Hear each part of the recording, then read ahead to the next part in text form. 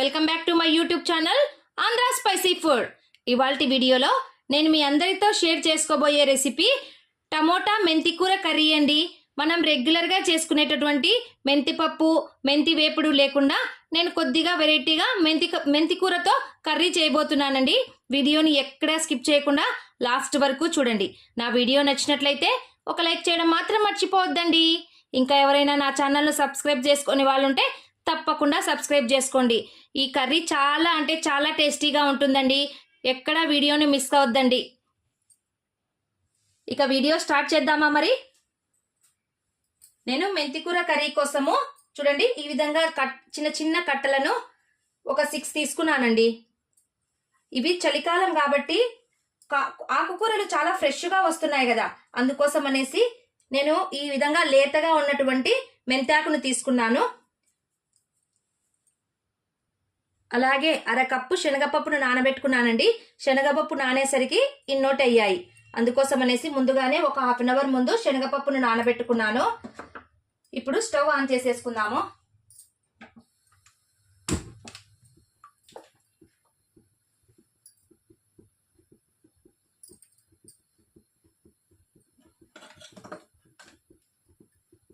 ఒక 2 spoons oil వేసేసుకుంటున్నాను.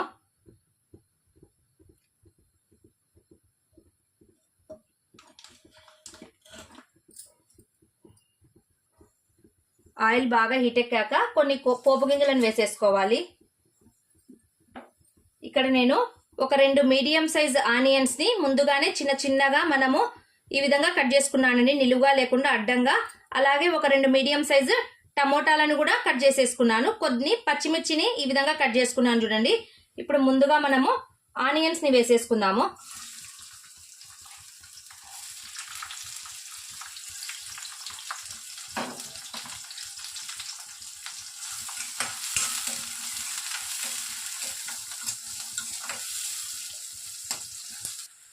Onions కాస్త మగ్గిన తర్వాత నేను ఇక్కడ పచ్చిమిర్చిని యాడ్ చేసుకుంటున్నాను.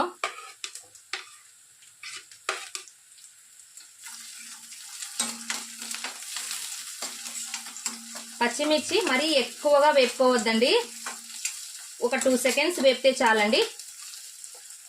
అలాగే కట్ చేసి పెట్టుకున్నటువంటి టమోటాని వేసేసుకోవాలి.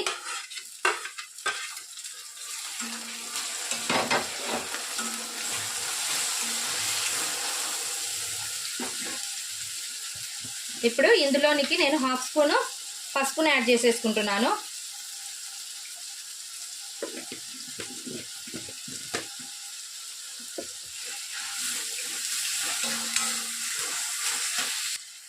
టమోటా వేగాలంటే కాస్త సాల్ట్ యాడ్ చేసుకోవాలి కదండి, అందుకోసం అనేసి హాఫ్ స్పూన్ సాల్ట్ని యాడ్ చేసేసుకున్నాను. అలాగే మనం నానబెట్టి పెట్టుకున్నటువంటి పచ్చి శనగపప్పును ఇందులోనికి వేసేసుకుంటున్నాను చూడండి.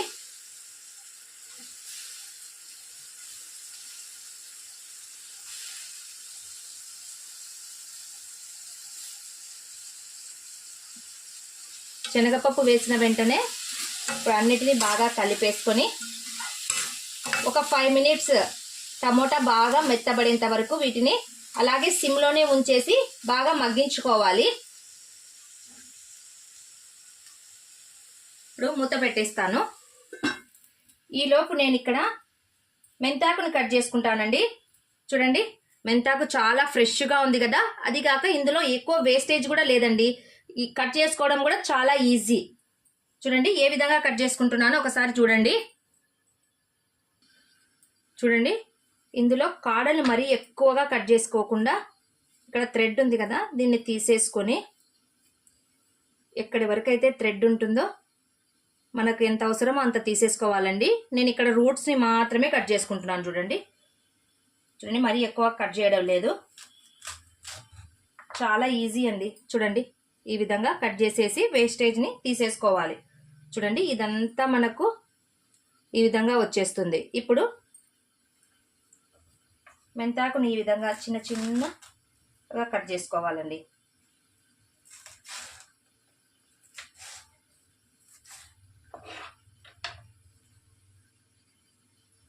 చూడండి ఈజీగా వచ్చేసింది కదా, మరి మనం ఎక్కువ కష్టపడాల్సిన అవసరం కూడా లేదండి. కాస్త మట్టి ఉంటుంది కాబట్టి ఒక 2-3 టైమ్స్ బాగా క్లీన్ చేసేసుకోవాలి. సేమ్ అండి, మనకి ఎంతవరకు కావాల్సి వస్తే అంతవరకు ఈ విధంగా థ్రెడ్ని అడ్జస్ట్ చేసుకొని ఇక్కడ కట్ చేసుకోవడమే. చూడండి, చాలా అంటే చాలా ఈజీ కదా. చూడండి, ఒక్కొక్క ఆకును తీసేసుకోవడం కంటే ఈ విధంగా కట్ చేసుకోవడం వల్ల పని కూడా చాలా ఈజీగా అయిపోతుందండి. ఇప్పుడు అన్నిటినీ ఇదే విధంగా కట్ చేసుకోవాలి. చూడండి, మరీ ఎక్కువ శ్రమ పడకుండా ఎంత త్వరగా మెంతాకుని కట్ చేసేసుకున్నానో. చూడండి, వేస్టేజ్ కూడా ఎక్కువ లేదు కదండి. ఇదే ప్రాసెస్ని మీరు కూడా ఫాలో అవ్వండి. ఇప్పుడు ఒక 3 టైమ్స్ ఈ మెంతాకును బాగా నీట్గా శుభ్రం చేసేసుకుందాము. ఇప్పుడు శనగపప్పు ఉడికిందో లేదో ఒకసారి చెక్ చేసుకుందాము. చూడండి, టమోటా కూడా చక్కగా ఉడికిపోయింది.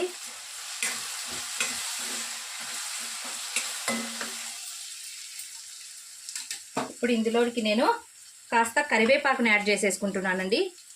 కరివేపాకు ఫ్రెష్గా వేయడం వల్ల చాలా ఫ్లేవర్ చాలా టేస్టీగా ఉంటుంది. అలాగే ఆల్రెడీ నేను ఇందులోనికి పచ్చిమిర్చిని యాడ్ చేసుకున్నాను కదా, అందుకోసం అనేసి ఇక్కడ 1/2 స్పూన్ మాత్రమే రెడ్ చిల్లీ పౌడర్ని యాడ్ చేసేసుకుంటున్నాను. కొద్దిగా స్పైసీగా ఉంటేనే బాగుంటుంది కదండి కర్రీ.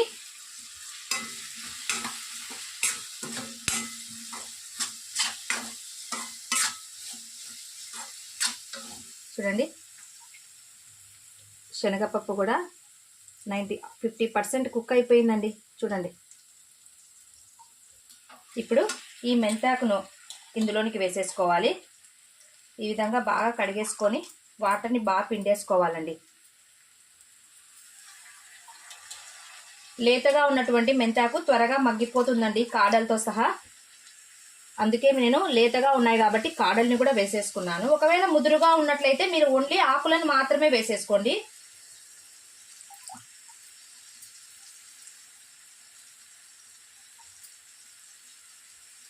డయాబెటీస్ పేషెంట్స్కి ఇది చాలా అంటే చాలా మంచిదండి. మనకు కూడా చాలా మంచిదే. ఏమంటే షుగర్ పేషెంట్స్కి చేదుగా ఉంటుంది కదా మెంతాకు తినడం వల్ల చాలా బెనిఫిట్స్ ఉన్నాయండి. ఒక్కసారి కలిపేసేసి ఒక 5 మినిట్స్ మూత పెట్టేసేద్దామండి. ఆవిరికే ఉడికిపోతుందండి మెంతాకు. ఇందులో ఎటువంటి వాటర్ని యాడ్ చేయాల్సిన అవసరమే లేదు.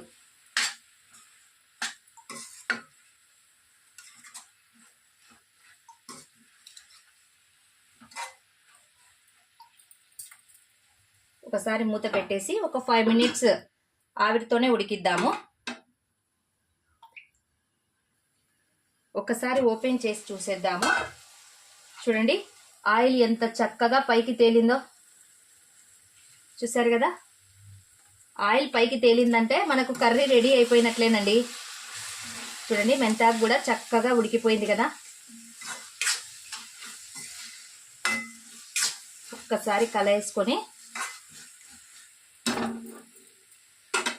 ఒక 1/2 స్పూను ధనియాల పొడిని యాడ్ చేసుకుంటున్నాను.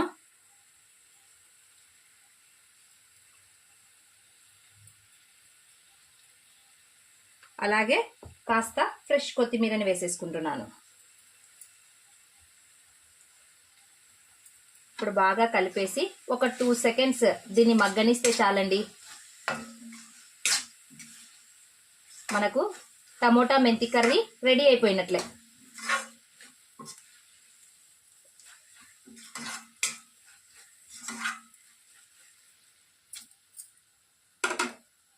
ఒక 2 సెకండ్స్ మూత పెట్టేసి వదిలేద్దాము.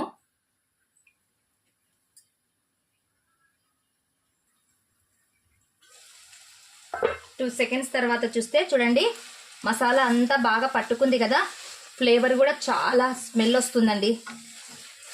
ఇప్పుడు స్టవ్ ఆఫ్ చేసేసుకుందాము. చూడండి, కర్రీ ఎంత కలర్ఫుల్గా కనిపిస్తుందో కదా.